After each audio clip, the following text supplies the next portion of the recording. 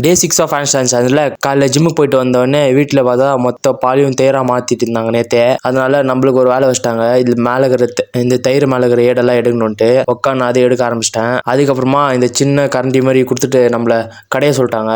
இது பேர் தெரியாது, ஆனால் கடையணும்னு தெரியும். அதனால அதுவும் பண்ண ஆரம்பிச்சிட்டேன். எதுக்குன்னு தெரியல. ஆனால் அதுக்கப்புறமா எல்லா வேலையும் முடிச்சுட்டு கோயிலுக்கு ரெடி ஆகிட்டோம். பூஜை பண்ணிட்டு எடுத்துக்கிட்டோம். ஒன்று சொல்ல மறந்துட்டேன், இன்னைக்கு கேசரியும் பண்ணியிருந்தாங்க. எனக்கு கேசரி வாங்க தான் கொடுக்கலான்னு சொல்லிட்டாங்க. அதனால ரொம்ப மாசம் ஆச்சு நான் கேசி சாப்பிட்டு. இன்னைக்கு கொஞ்சோண்டு எடுத்துக்கலாம்னு முடிவு எடுத்துட்டு கொஞ்சோண்டு எடுத்துக்கினேன். பரவாயில்ல, நான் கிட்டத்தட்ட 4-5 மாசம் கிட்ட சுகர் விட்டு ஆரம்பிச்சிட்டேன். அதனால இப்போ சுகர் எடுத்துனா பிரச்சனை இல்லை. நிறைய எடுத்துக்கோனா கொஞ்சோண்டு எடுத்துக்கினா போதும். அதுக்கப்புறமா கோயிலுக்கு போனோடனே தேர் கொஞ்சம் தூரத்தில் வண்டி நிற்க வச்சுட்டு மோர் கொடுக்க ஆரம்பிச்சிட்டோம். இன்னைக்கு அன்னதானம் மோரும் கேசரி தான். அதுக்கப்புறமா மத்தியானம் லஞ்சுக்கு அங்கே இன்னொருத்தர் அன்னதானம் போட்டுருந்தாங்க சாப்பாடு. அதே வாங்கி சாப்பிட்டு தேர் சுற்றி பார்க்க ஆரம்பிட்டோம். தேருக்கு முன்னாடி வந்துட்டோம். இதுதான் தேர்.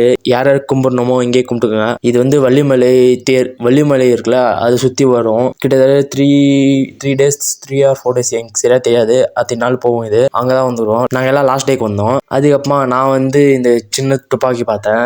அது பிடிச்சின்ட்டு அதை வாங்கிட்டேன். எதுக்குன்னு தெரியல, ஆனால் பார்த்தேன், நல்லா இருந்துச்சு, வாங்கிட்டேன். அதுக்கப்புறமா வீட்டுக்கு ரெஸ்ட் எடுத்துட்டு இன்னைக்கு ஸ்கில்ஸ் கொஞ்சம் ஸ்டெபிலைஸ் பண்ண மாதிரி இருந்துச்சு. அதெல்லாம் பண்ண ஆரம்பிச்சிட்டேன். எல்போ லிவர்லேருந்து கோர் ஸ்டாண்ட் எல்லாம் பண்ணி முடிச்சுட்டு லாஸ்ட் க்ரோ ஸ்டாண்டும் ப்ராக்டிஸ் பண்ணிட்டு இன்னைக்கு நாளை முடிச்சிட்டேன். நாளைக்கு பார்க்கலாம். அது வரைக்கும் தேங்க்யூ, பாய்.